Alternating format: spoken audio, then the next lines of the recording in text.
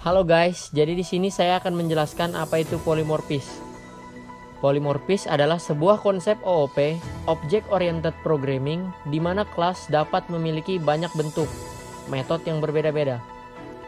Bentuk di sini dapat kita artikan isinya berbeda, parameternya berbeda, dan tipe datanya berbeda. Polimorfis terbagi menjadi dua. Yang pertama ada compile time polymorphis, disebut juga sebagai static polymorphis. Metode ini dapat digunakan dengan metode overloading. Overloading merupakan penggunaan kembali nama fungsi yang sama tetapi menggunakan parameter yang berbeda. Yang kedua ada runtime polymorphis, disebut juga sebagai dynamic polymorphis, menggunakan metode overriding yang diselesaikan pada saat waktu eksekusi atau runtime. Overriding adalah konsep di mana sebuah fungsi atau metode dari superkelas atau kelas induk dapat ditulis kembali pada subkelasnya atau kelas anak. Selanjutnya ada overloading, memiliki nama metode atau fungsi yang sama, dibedakan berdasarkan banyaknya parameter atau tipe data parameter. Return type boleh sama, juga boleh berbeda. Selanjutnya ada overriding. Parameter yang terdapat pada metode overriding di subkelas harus sama dengan parameter yang terdapat pada metode overriding parent class. Hak akses pada metode overriding yang ada di subkelas atau kelas anak tidak boleh lebih tinggi pengaksesannya dibandingkan dengan hak akses metode overriding pada parent class atau kelas induk. Jadi, misalkan di parent class itu hak aksesnya private, yang di subkelas itu tidak boleh public karena hak aksesnya itu lebih tinggi. Jadi harus disamakan, sama-sama private itu. Selanjutnya ada implementasi compile time polymorphis. Di sini saya akan mendemokan bagaimana cara membuat compile time polymorphis menggunakan overloading. Nah, di sini sebelumnya saya sudah memiliki fungsi yaitu luas persegi panjang, dan sekarang langsung saja kita membuat bentuk lainnya dengan menggunakan overloading. Untuk bentuk fungsi yang kedua, kita menggunakan tambahan parameter yaitu integer panjang.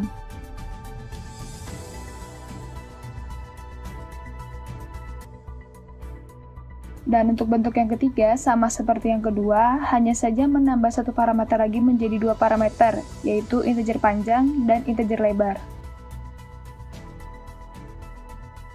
Di sini kita sudah memiliki tiga bentuk fungsi luas persegi panjang, dengan penamaan yang sama, tapi parameter yang berbeda.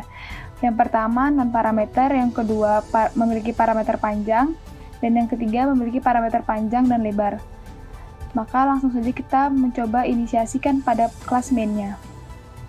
Sebelumnya pada main class kita membuat objek yang terlebih dahulu dan memberikan parameter bernilai untuk panjangnya 3 dan lebarnya 7.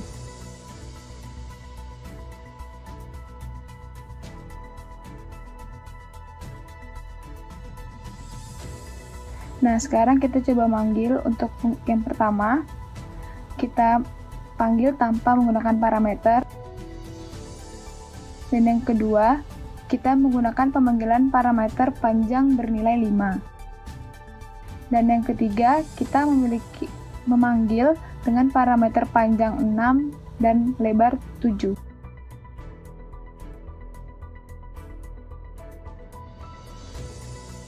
Dan sekarang mari kita coba tampilkan. Ternyata hasil luas yang ditampilkan berbeda-beda, tergantung dari nilai yang diberikan. Bentuk yang pertama tanpa parameter menghasilkan luas persegi panjang sama dengan 21. Kenapa begitu? Karena dia otomatis mengambil nilai parameter pada objek yang sudah dibuat sebelumnya. Bentuk yang kedua, parameter dengan panjang nilai 5.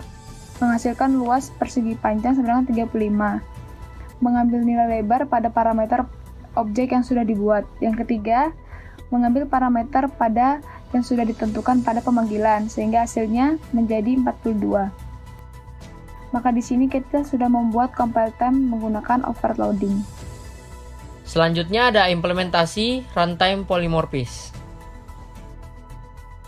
Oke, di sini saya akan mengimplementasikan untuk polymorphis yang kedua, yaitu runtime polymorphis. Di codingan ini terdapat superkelas yaitu kelas animal, sedangkan subkelasnya yaitu kelas dog.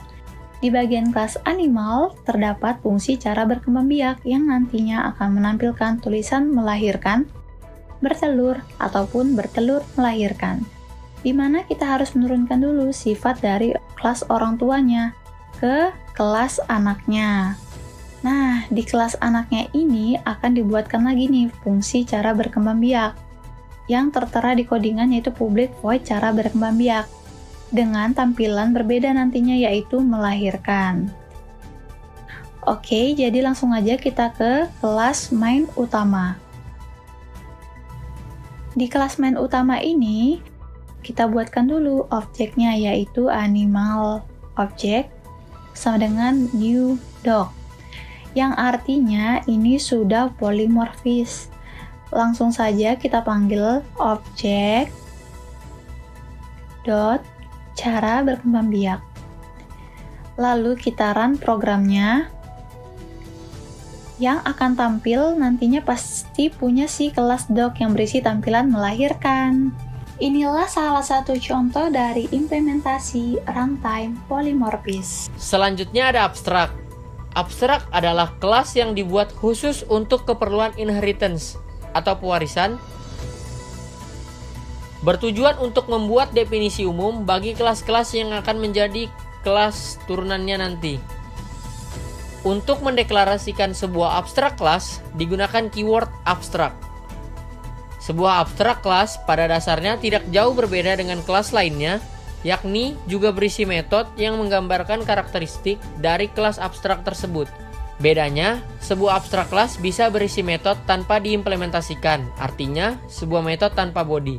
Metode inilah yang disebut metode abstrak. Ada 4 aturan untuk membuat abstrak.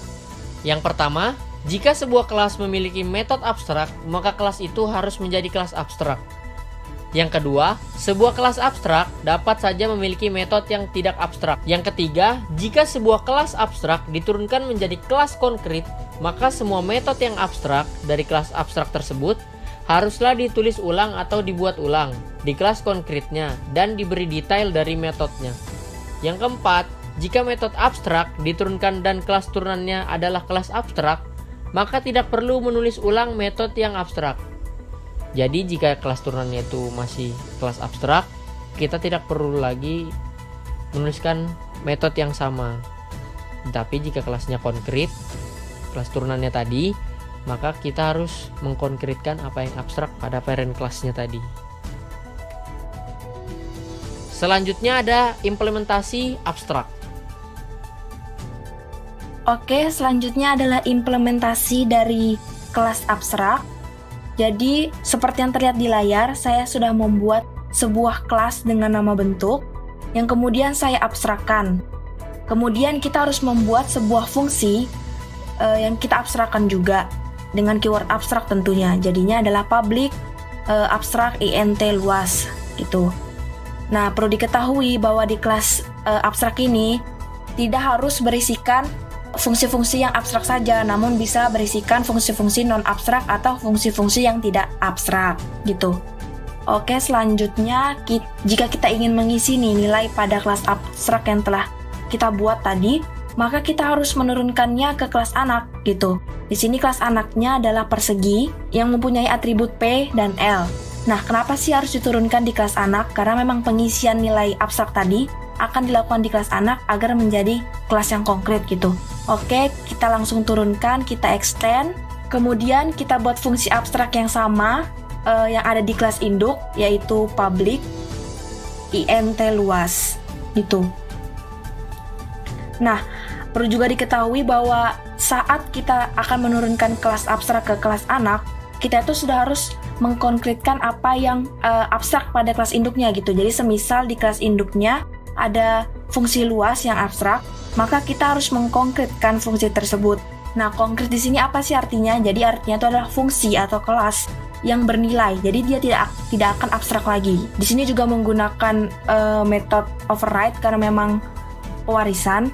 Kemudian langsung kita coba di main class ya, seperti ini. Kita buat objeknya persegi P sama dengan new persegi dengan nilainya 4 dan 5, jadi panjangnya 4 dan lebarnya 5. Kemudian kita tampilkan menggunakan sistem outprintln. Seperti yang di layar, seperti ini. Kemudian kita coba running. Nah, hasilnya adalah 20, jadi hasilnya pas dan sesuai ya. Jadi memang pada intinya, syarat utama abstrak kelas ini harus memiliki kelas anak, karena ya di kelas anak ini kita akan mengisi nilai abstrak agar menjadi konkret seperti itu. Selanjutnya ada interface. Interface adalah sebuah kelas dengan tipe referensi dari abstrak pada Java. Jadi interface ini adalah cara lain untuk menuliskan abstrak pada kelas. Interface kelas digunakan untuk mengelompokkan metode-metode kosong yang abstrak. Secara umum, interface berfungsi sebagai penghubung antara sesuatu yang abstrak dengan sesuatu yang nyata. Aturan penggunaan interface yang pertama, metode pada kelas interface harus memiliki hak akses publik atau abstrak. Selain itu, maka akan error.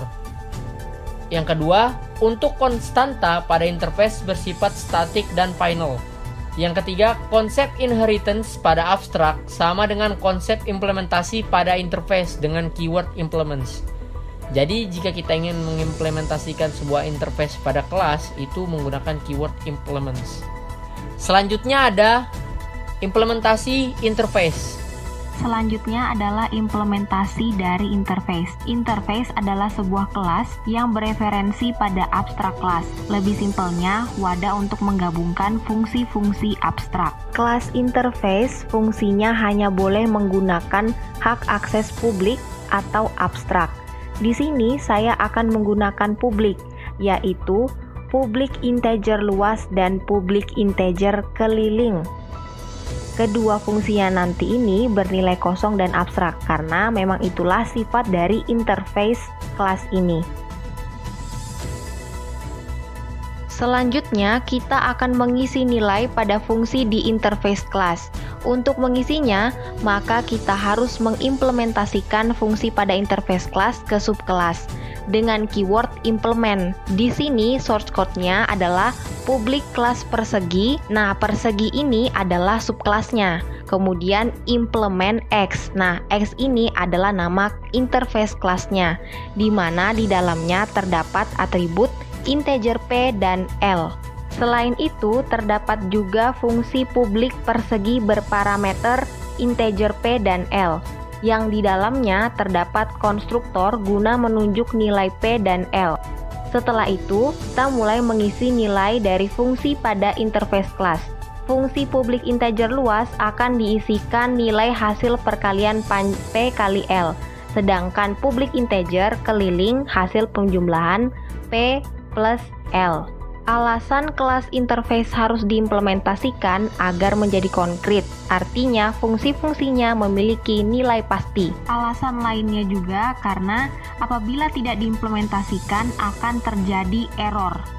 Kemudian, di kelas main kita lakukan pendeklarasian objek, yaitu persegi P sama dengan new persegi 5,6. Nah, di sini P itu akan berisikan new persegi. Dan 5,6, jadi 5 itu integer P dan 6 itu integer L. Nah, kemudian kita tampilkan, yang mau kita tampilkan yaitu luas, dan kita akan menampilkan keliling.